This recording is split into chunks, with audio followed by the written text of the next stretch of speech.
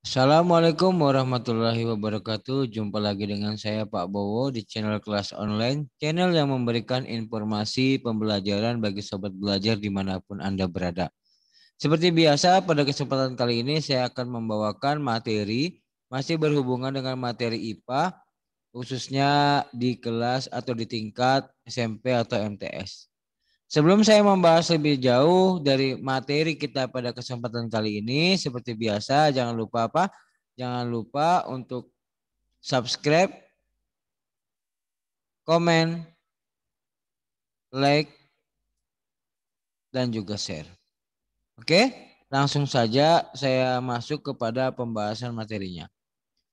Materi kita pada kesempatan kali ini yaitu berkenaan dengan hukum Archimedes. Nah, mengapa kapal bisa terapung? Nah, ini pertanyaan yang dasar ya. Mengapa kapal yang besar, ya ini kapal yang besar ini bisa terapung, tapi kalau kita punya koin misalnya atau batu, kita masukkan ke dalam suatu wadah, kan batu yang kecil kita masukkan ke dalam air, justru batunya akan tenggelam gitu. Nah, berbeda dengan kapal, kapal yang besar yang beratnya bertonton itu bisa terapung atau mengambang di air. Nah, kira-kira kenapa ya bisa seperti itu? Padahal kalau kita lihat batu itu ukurannya lebih kecil dan lebih ringan, tapi malah ketika kita masukkan ke air dia tenggelam. Beda dengan kapal laut yang beratnya bertonton justru bisa mengambang di air. Jawabannya, nah ini. Kenapa kapal laut ini bisa mengapung? Karena yang pertama alasannya karena lambung kapal itu berisi udara yang dapat menyebabkan volume dari si kapal laut itu menjadi lebih besar. Volume besar menyebabkan massa jenis menjadi lebih kecil. Yang dimaksud di sini adalah massa jenis kapal menjadi lebih kecil daripada massa jenis air laut sehingga menyebabkan kapal laut itu bisa mengapung. Hal ini ya, hal ini karena massa jenis suatu zat itu sebanding dengan massa zat dan berbanding terbalik dengan volume zat. Jadi massa jenis itu berbanding terbalik dengan volume suatu zat. Artinya semakin besar volume suatu zat, maka menyebabkan massa jenisnya itu menjadi lebih kecil. Jadi dibuat seperti ini, lambung kapalnya diisi udara agar volumenya lebih besar.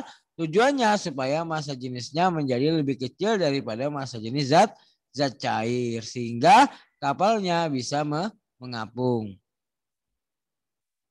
Hal ini merupakan contoh penerapan dari hukum Archimedes yang mana jika suatu benda yang dicelupkan atau jika suatu benda dicelupkan sebagian atau seluruhnya ke dalam zat cair akan mengalami gaya ke atas yang besarnya sama dengan besar berat zat cair yang dipindahkan oleh benda tersebut.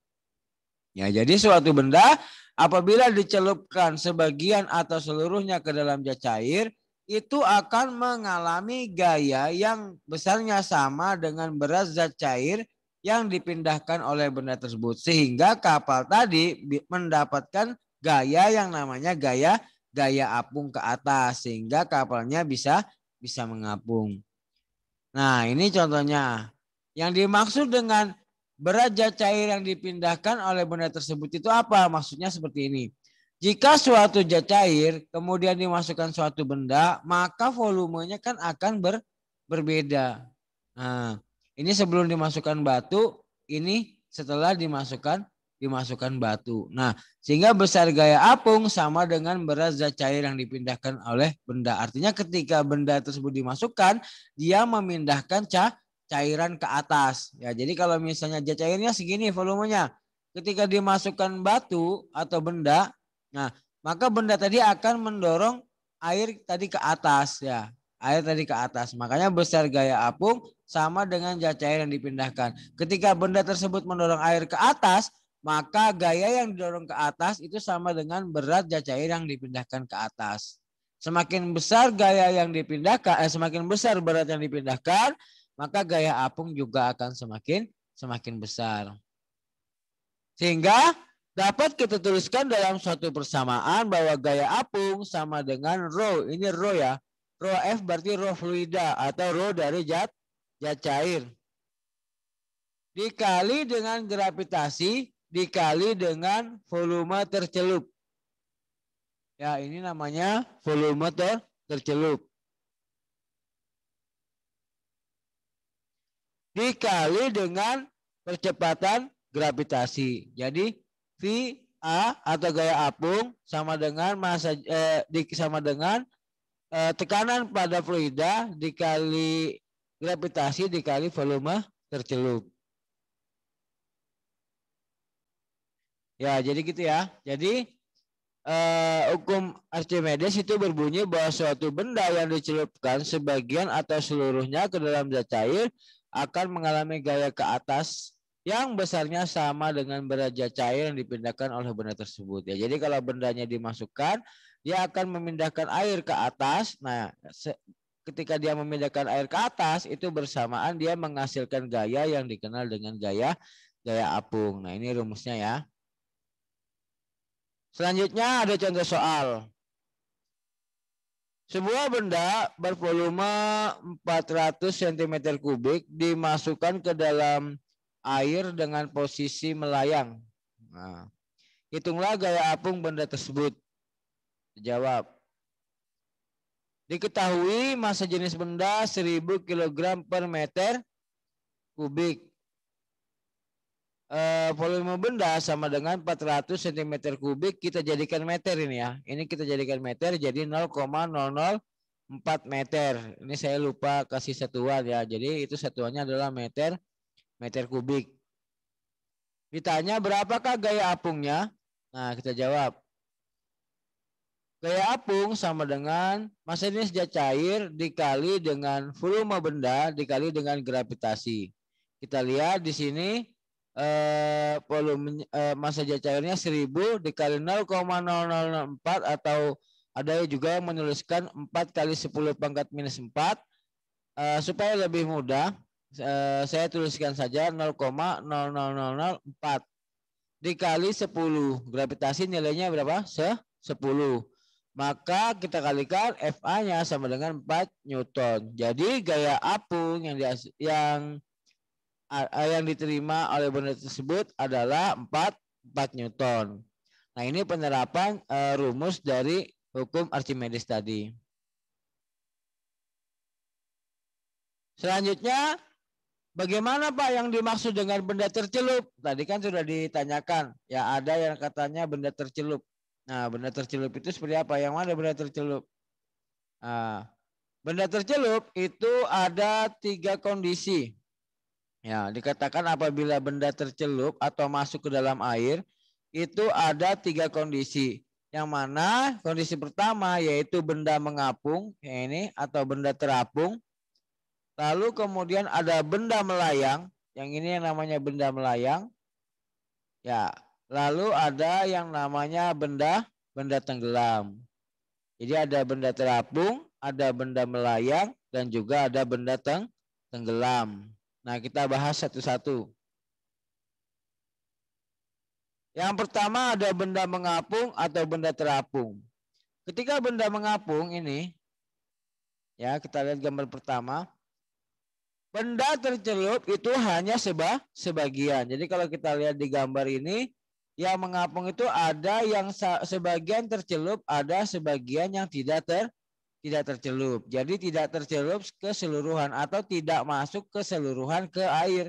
Ya hanya sebagian saja yang masuk ke dalam air.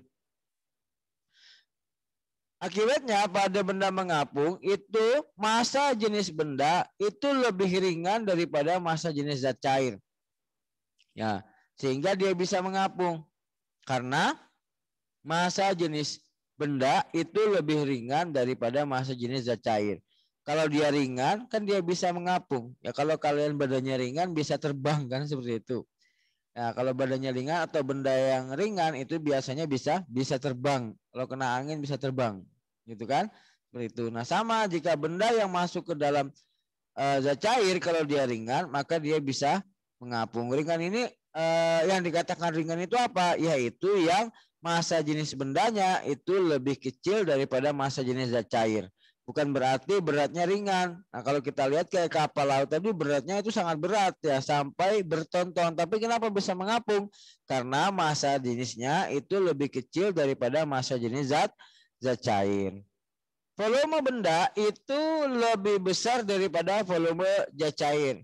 Nah, kalau kita lihat tadi pada kapal tadi kan di bagian bawahnya lambung kapal itu diisi udara. Ya, berisi udara agar volumenya itu lebih besar sehingga menyebabkan bendanya lebih ringan. Gaya apung itu lebih besar daripada berat. Jadi gaya apung lebih besar daripada berat sehingga dia bisa mengapung. Sehingga dapat dituliskan pada persamaan massa jenis benda itu rho ya, ini namanya rho. Nah, ini rho atau massa jenis benda dikali volume benda sama dengan massa jenis air atau rho air dikali volume tercelup. Ya, volume tercelup ini berarti volume benda yang tercelup saja. Kalau ini sebagian ya berarti sebagian saja yang dihitung. Nah, untuk lebih mudahnya kita masuk pada contoh soal. Nah, di sini saya punya contoh soal. Sebuah benda terapung pada suatu zat cair dengan sepertiga bagian benda itu tercelup. Bila massa jenis benda 6.000 kg per meter kubik, maka massa jenis zat cair adalah, nah kita jawab. Yang diketahui ada massa benda, massa jenis benda. Ya, ada massa jenis benda atau rho benda. Ini rho benda, rho ini bukan P ya, tapi rho. Massa jenis benda sama dengan 600 kg per meter kubik.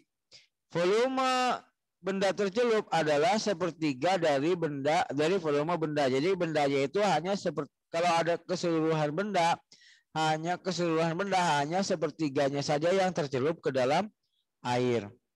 Lalu yang ditanya apa? Massa jenis zat cair. Kita jawab. Massa jenis benda dikali volume benda, ya, massa jenis benda dikali volume benda sama dengan massa jenis zat cair, massa jenis air dikali massa jenis zat cair sama dengan 600 dikali volume benda sama dengan massa jenis zat cair dikali sepertiga VB atau volume benda. Karena yang dicari ini massa jenis zat cair, maka ini kita pindahkan sepertiganya, kita pindahkan ke sini. Ya. Kali lawannya bagi. Jadi 600 dikali VB sama dengan sepertiga VB. Karena VB-nya itu sama, maka VB-nya atau volume bendanya itu sama di atas, itu variabelnya sama, dapat kita coret. Ya, jadi 600 dikali 3 sama dengan 1800. Maka massa jenis zat cair adalah 1800 kg meter kubik. Ya, contoh lain di sini ada. Contoh lainnya ya, tentukan massa jenis gabus jika 75% volume gabus tercelup ke dalam air dan massa jenis air adalah 1 gram per cm kubik. Berarti ini kalau tadi sudah bentuknya sepertiga, kalau ini pakai persen. Ya, kalau tadi sepertiga, kalau ini pakai persen. Jadi massa gabusnya itu 75%, volume gabusnya itu 75% saja yang tercelup. Berarti ini pakai persentase. Nah, kita jawab. Diketahui di sini massa jenis zat cairnya 1 gram per cm kubik. Kemudian volume tercelupnya 0,75 ini artinya 75% ya. 75 dibagi 100. Jadi 0,75 volume benda. Ditanya adalah massa jenis benda. Jawab. Massa jenis benda dikali volume benda sama dengan massa jenis air dikali volume tercelup. Ya, jadi massa jenis benda kali volume benda sama dengan 1 kali 0,75 VB. Karena PB rohnya yang dicari, ya roh benda dicari, maka VB-nya kita pindah. Jadi 1 kali 0,75 per VB volume benda. Karena VB-nya sama, bisa kita coret. Maka rho B atau massa jenis benda B sama dengan 0,75 gram per cm kubik. Jadi massa jenis bendanya adalah 0,75 gram per cm kubik. Nah, selanjutnya ada benda melayang. Benda melayang ini tercelup seluruhnya. Ini kalau kalian lihat ini tercelup seluruhnya. Kalau tadi mengapung tercelup sebagian, kalau benda melayang tercelup seluruhnya. Pada kasus benda melayang itu massa jenis benda itu sama dengan massa jenis zat cair atau rho benda sama dengan rho zat cair. Sehingga volume benda itu akan sama dengan volume zat cair. Dan gaya apung benda itu sama dengan berat dari benda yang dari zat cair yang dipindahkan. Atau FA itu sama dengan dari W atau berat benda. Selanjutnya ada benda tenggelam. Benda tenggelam yaitu kondisinya bendanya tercelup seluruhnya dan berada di dasar. Kalau kita lihat di gambar, ini benda tenggelam, ini bendanya tercelup seluruhnya dan berada di dasar.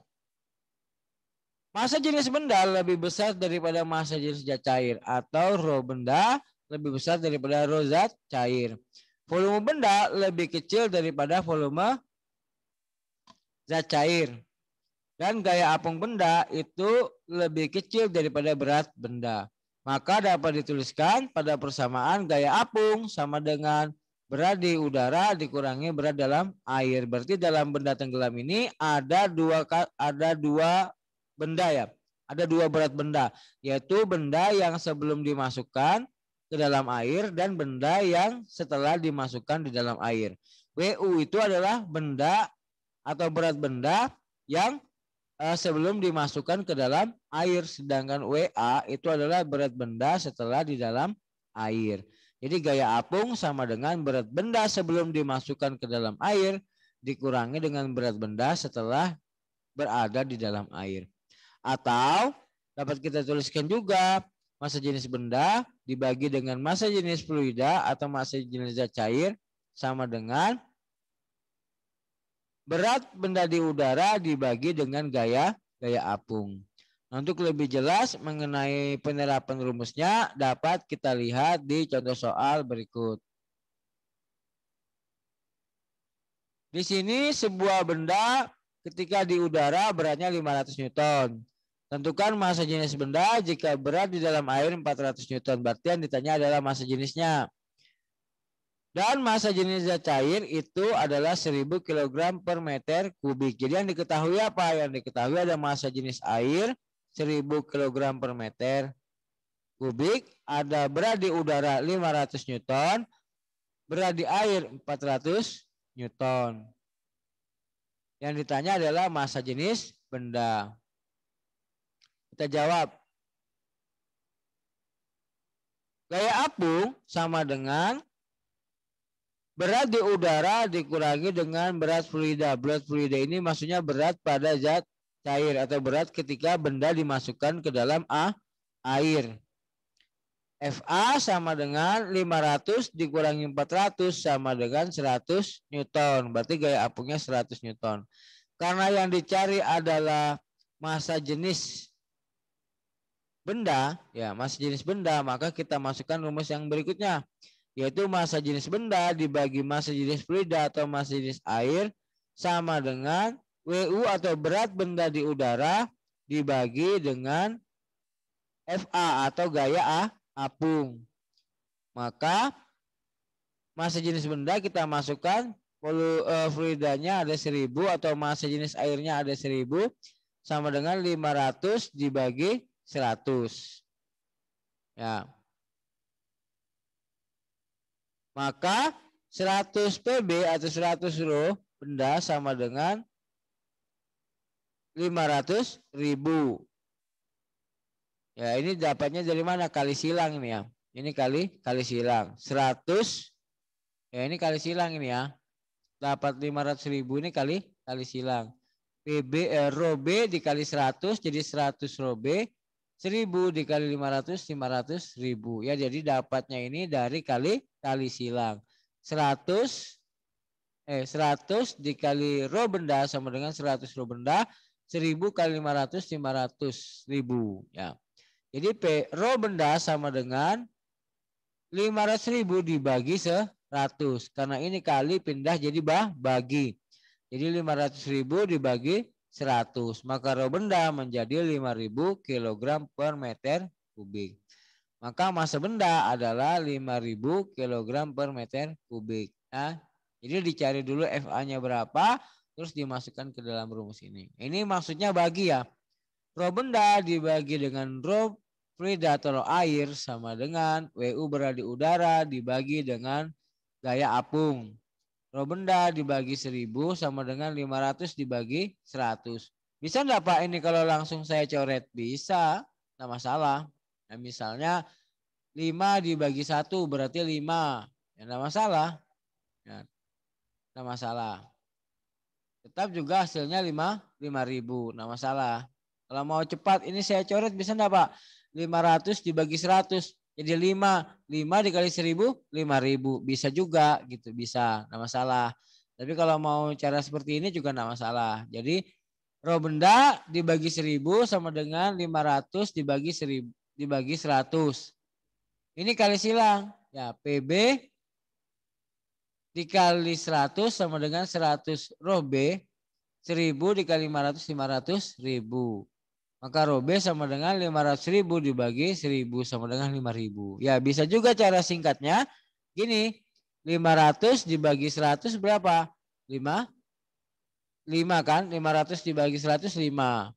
Maka nanti di sini jadi 5. Jadi 1000 dikali 5 5.000. Bisa juga seperti itu ya. Bisa juga. Oke, dengan berakhirnya pembahasan contoh soal tadi berarti berakhir juga materi kita pada kesempatan kali ini. Mohon maaf apabila ada kesalahan. Sampai jumpa di video berikutnya. Jangan lupa untuk subscribe, like, komen, dan juga share. Agar teman-teman yang lain bisa mendapatkan manfaat yang sama ketika menyimak video dari channel kelas online. Assalamualaikum warahmatullahi wabarakatuh.